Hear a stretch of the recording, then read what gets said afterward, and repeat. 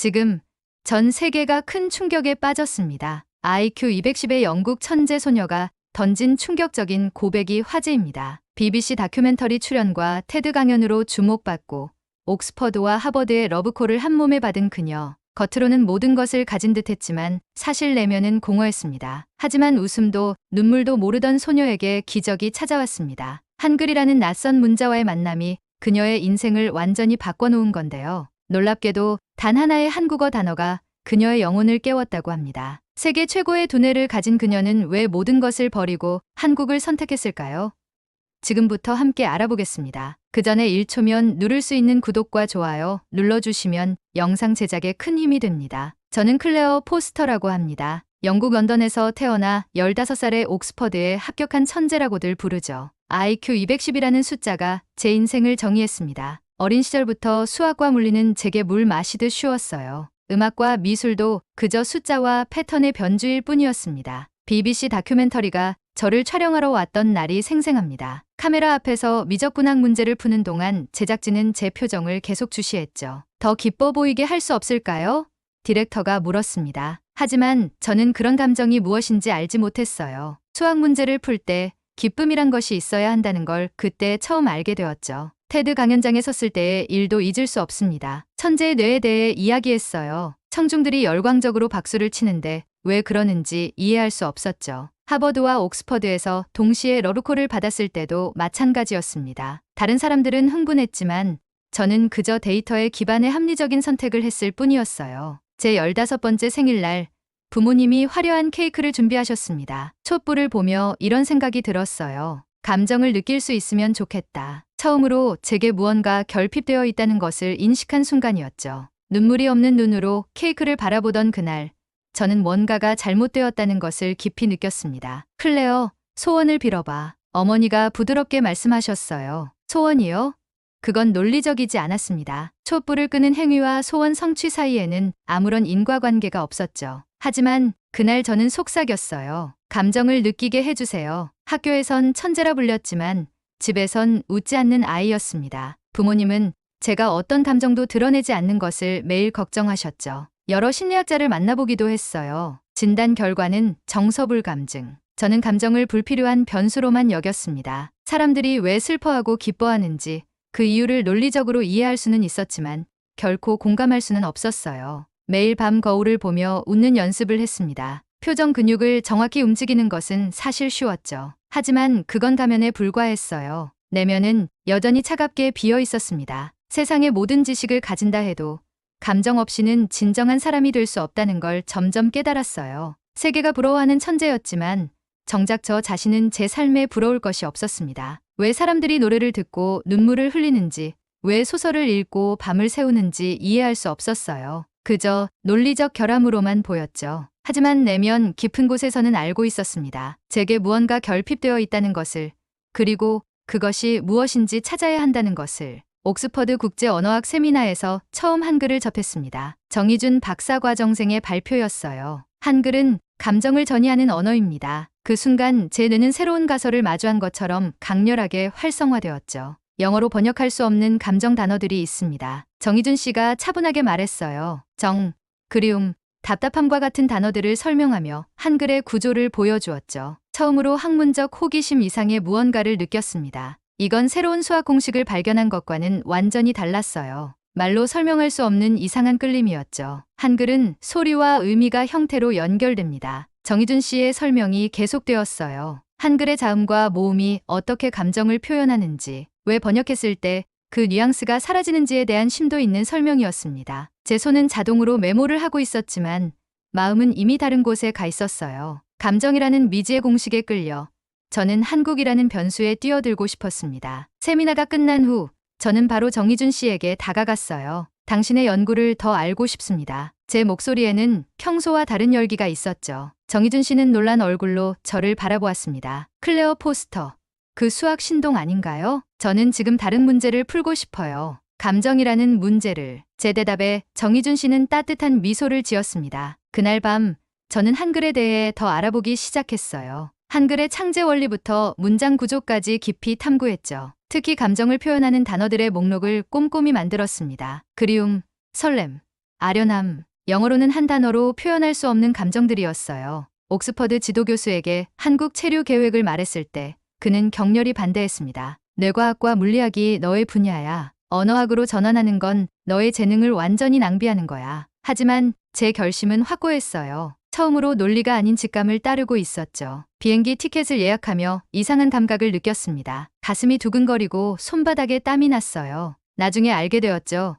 이것이 설렘이라는 감정이라는 것을. 영국을 떠나 한국으로 향하는 비행기 안에서 저는 한글 공부를 시작했습니다. 하나하나 글자를 따라 쓰면서 이 문자가 제 인생을 바꿀 것이라는 강한 예감이 들었어요. 서울에 도착한 첫날, 미리 정해둔 하숙집으로 향했습니다. 제가 묵게 될 곳은 박선미 아주머니의 집이었어요. 문을 열자마자 낯선 향기가 코를 찔렀죠. 따뜻하고 고소한 냄새였습니다. 이제 도착했구나. 미역국 먹고 복 받아라. 박선미 아주머니가 환하게 웃으며 말씀하셨어요. 저는 완전히 어리둥절했습니다. 미역국이 왜 복과 연관되는지 전혀 이해할 수 없었죠. 하지만 따뜻한 국물을 한 숟가락 떠먹자마자 정말 이상한 일이 벌어졌어요. 제 눈에서 물방울이 떨어졌습니다. 눈물이었죠. 생전 처음으로 감정에 젖어 흘리는 눈물이었어요. 맛있어요.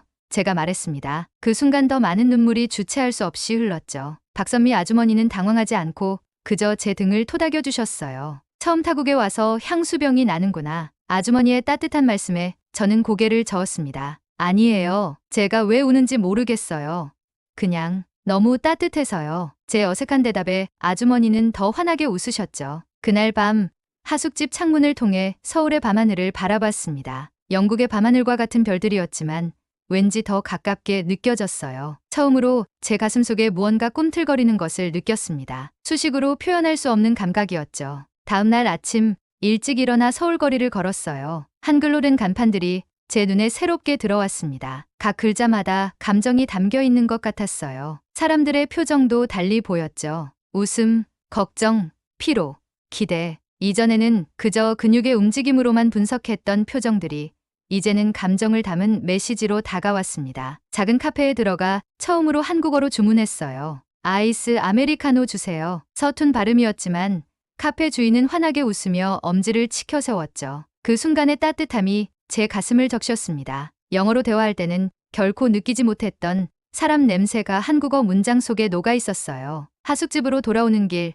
길가의 꽃이 눈에 들어왔습니다. 노란 개나리였어요. 봄이 왔다는 신호처럼 피어 있었죠. 처음으로 꽃의 아름다움이 단순한 시각적 자극이 아닌 가슴을 움직이는 무언가로 다가왔습니다. 손을 뻗어 꽃잎을 만졌어요. 부드럽고 여린 감촉이 제 손끝에 남았죠. 아름답다라는 말이 처음으로 제 마음에서 우러나왔습니다. 정희준 씨의 도움으로 유아린이 다니는 서울예고에 청강생으로 등록했습니다. 첫 수업은 수학이었어요. 익숙한 영역이라 안심했죠. 하지만 선생님의 첫 마디에 모든 예상이 깨졌습니다. 수학은 단순한 계산이 아닙니다. 공식은 정답이 아니라 질문의 언어죠. 선생님의 말씀에 저는 충격을 받았어요. 영국에서 수학은 항상 정확한 답을 찾는 학문이었습니다. 질문의 언어라니 완전히 새로운 관점이었죠. 수업이 끝난 후 옆자리에 앉았던 소녀가 다가왔어요. 안녕, 나는 유아린이야. 넌 그 유명한 영국 천재지?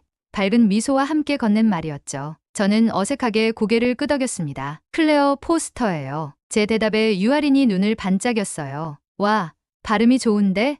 한국어 공부 중이야? 유아린의 질문에 저는 최대한 자연스럽게 미소 지으려 노력했습니다. 네, 한국어가 정말 매력적인 언어더라고요. 제 말에 유아린이 환하게 웃었죠. 그날부터 유아린은 제 가이드가 되었습니다. 학교 안내부터 한국 문화 소개까지 유아린은 열정적으로 저를 도왔어요. 처음으로 누군가를 친구라고 부를 수 있었죠. 미술 수업 시간, 자화상을 그리는 과제가 있었습니다. 저는 정확한 비율과 선으로 제 얼굴을 그렸어요. 기술적으로는 완벽했지만 뭔가 부족했죠. 유아린은 제 그림을 보더니 이렇게 말했습니다. 와, 정말 똑같이 그렸다. 근데 내 그림에는 외로움이 보여. 외로움이요? 저는 놀랐어요. 그림에 감정이 드러날 수 있다는 생각을 해본 적이 없었죠. 응, 여기 눈에, 그리고 입가에. 내가 많이 외로웠나 봐. 유아린의 말에 저는 처음으로 입꼬리를 자연스럽게 올렸습니다. 누군가 제 감정을 읽었다는 사실이 신기했어요. 수업이 끝나고 함께 교문을 나서며 유아린이 물었습니다. 주말에 한강 갈래?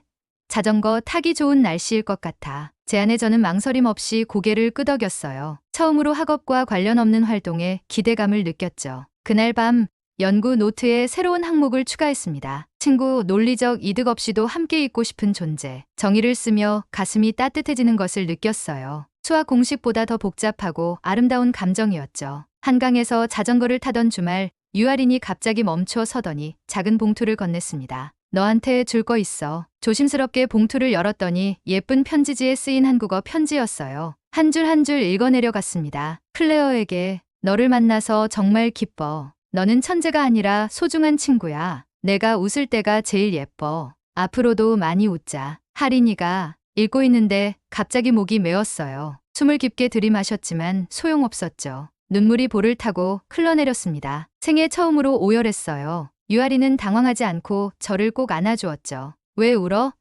내가 뭐 잘못 썼어? 유아린의 질문에 저는 고개를 저었습니다. 아니, 이건 행복한 눈물이에요. 제 말에 유아린도 함께 눈물을 흘렸죠. 그날 이후 자발적으로 한국어 일기를 쓰기 시작했습니다. 영어로는 결코 표현할 수 없던 감정들을 한국어로 적어내려갔어요. 첫 일기는 이렇게 시작했죠. 오늘 눈물이 고마웠다. 눈물이라는 단어가 처음으로 감사함의 대상이 되었습니다. 하숙집에서는 박선미 아주머니가 저의 변화를 가장 먼저 알아차렸어요. 클레어, 너 표정이 달라졌구나. 사람이 된 것 같아. 아주머니의 말씀에 저는 부끄러워하며 웃었습니다. 그것마저도 새로운 감정이었죠. 연구 노트에는 감정 단어별 뇌파 분석을 기록했어요. 실험실에서 빌린 장비로 제 자신을 대상으로 실험했죠. 놀라운 결과가 나왔습니다. 한국어 감정 단어를 생각할 때와 영어 감정 단어를 생각할 때 제 뇌의 활성화 패턴이 달랐어요. 언어와 감정 사이에 분명한 연관성이 있었죠. 특히 고마움이라는 단어를 떠올릴 때 제 뇌의 변연계가 강하게 반응했습니다.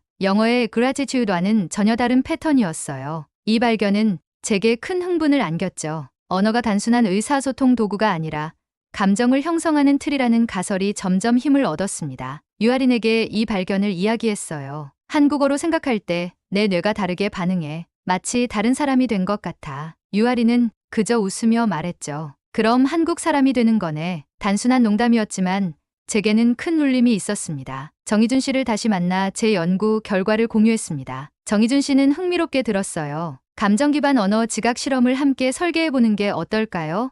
제안에 저는 기쁘게 동의했죠. 서울대 실험실에서 우리는 다국어 사용자들을 대상으로 실험을 시작했습니다. 같은 상황을 다른 언어로 설명하고 참가자들의 정서적 반응을 측정했어요. 결과는 놀라웠죠. 영어로 상황을 설명했을 때는 참가자들이 주로 논리적, 분석적 반응을 보였습니다. 반면 한국어로 설명했을 때는 정서적, 공감적 반응이 두드러졌어요. 언어가 사고방식뿐만 아니라 감정까지 바꾸는 거군요. 제가 말했어요. 정희준 씨는 고개를 끄덕였습니다. 맞아요. 언어는 단순한 도구가 아니라 세계를 경험하는 방식 자체를 형성하죠. 정희준 씨의 말에 깊이 공감했습니다. 실험은 계속되었어요. 다양한 감정 단어들이 뇌에 미치는 영향, 그리고 문화적 맥락과의 관계까지 연구했죠. 모든 데이터는 제 가설을 뒷받침했습니다. 언어가 감정을 설계한다는 결론이었어요. 어느 날 저녁 연구실에서 나오며 정희준 씨가 물었습니다. 클레어, 당신에게 한국어는 어떤 의미인가요? 저는 잠시 생각하다 솔직하게 답했어요. 저는 한국어를 생각할 때 더 사람이 된다고 느껴요. 제 고백에 정희준 씨는 따뜻한 미소를 지었습니다. 그게 언어의 진정한 힘이지요. 우리를 좀 더 인간답게 만드는 것. 정희준 씨의 말이 제 가슴에 깊이 새겨졌어요. 연구 결과는 국제학술지에 실렸습니다. 언어와 감정의 신경학적 관계 한국어와 영어의 비교 연구라는 제목이었죠. 학계의 반응은 뜨거웠어요. 특히 한글이 이성과 감성을 잇는 브리지 역할을 한다는 주장이 많은 관심을 받았습니다. 옥스퍼드 지도교수는 이메일로 축하 메시지를 보냈어요. 흥미로운 발견이다. 하지만 이제 진짜 연구로 돌아올 때가 되지 않았나.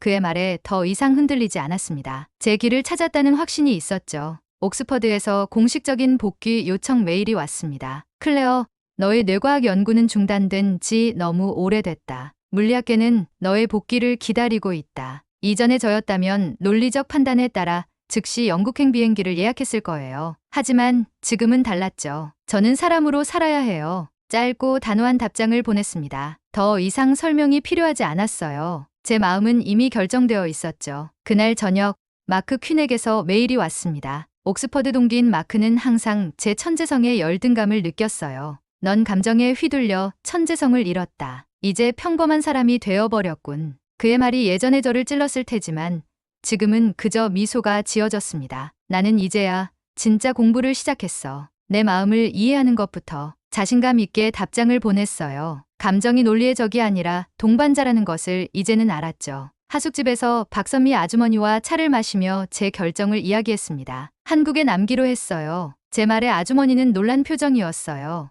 영국의 가족은? 아주머니의 질문에 잠시 마음이 무거워졌습니다. 보고 싶을 거예요. 하지만 여기서 찾은 제 자신을 잃고 싶지 않아요. 제 대답에 아주머니는 이해한다는 듯 고개를 끄덕이셨죠. 유아린에게도 소식을 전했어요. 유아린은 제 손을 꼭 잡으며 기뻐했습니다. 진짜?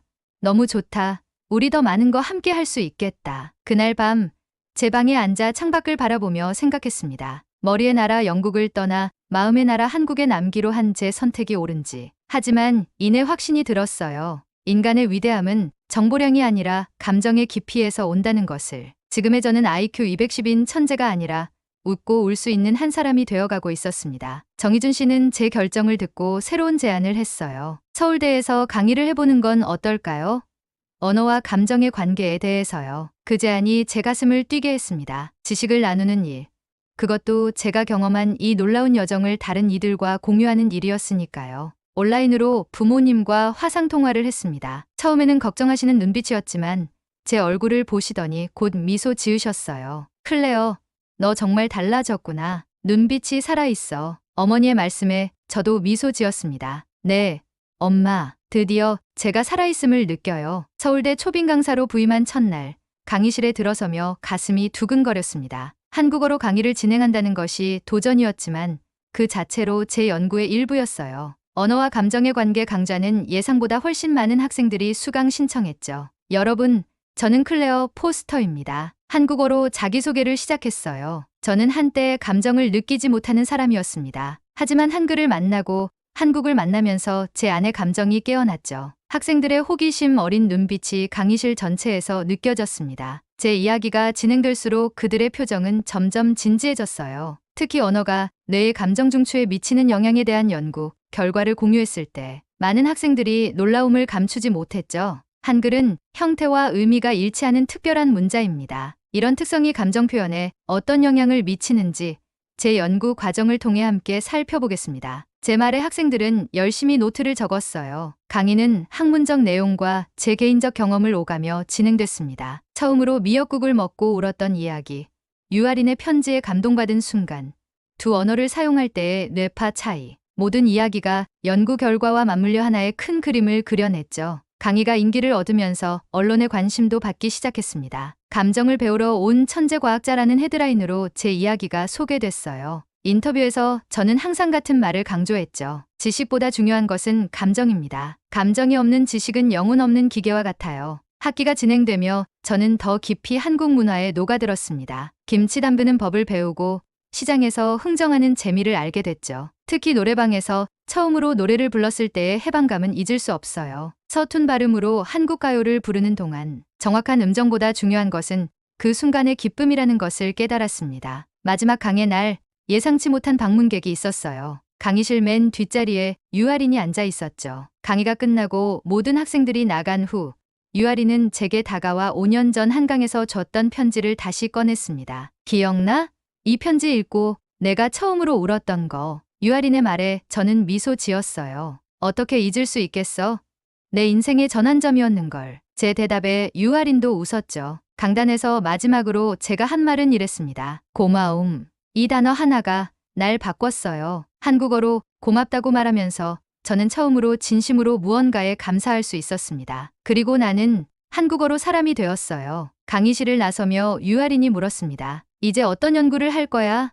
저는 창밖 하늘을 바라보며 대답했어요. 감정과 언어가 인간 지능에 미치는 영향이야. 어쩌면 진정한 인공지능은 감정을 이해할 수 있어야 할지도 몰라. 그날 밤 제 일기장에 마지막 문장을 썼습니다. 나는 더 이상 IQ 210의 천재가 아니다. 나는 클레어 포스터, 웃고 울 수 있는 평범한 사람이다. 그리고 그것이 세상에서 가장 특별한 일이다. 하숙집에서 바라본 서울의 밤하늘은 5년 전과 같은 별들이었지만 그 별빛을 바라보는 제 마음은 완전히 달라져 있었습니다. 한글이라는 문자를 통해 제 마음속에 잠들어 있던 감정이 깨어났고 이제 저는 천재가 아닌 한 사람으로서 온전히 세상을 느끼고 있었어요. 한글은 내 마음을 발견하게 해준 언어, 창밖의 별을 향해 속삭였습니다. 그리고 처음으로 별똥별을 보며 소원을 빌었어요. 이번에는 감정을 느끼게 해달라는 소원이 아니라 이 감정들이 영원히 지속되길 바라는 마음이었죠. 여러분은 이 이야기를 듣고 어떤 생각이 드셨나요? 여러분의 생각을 아래 댓글에 남겨주세요. 그리고 감동적인 사연을 주변 사람들과 공유하고 함께 이야기 나눠보세요. 마지막으로 1초밖에 걸리지 않는 구독과 좋아요, 알림 설정은 영상 제작에 큰 힘이 됩니다.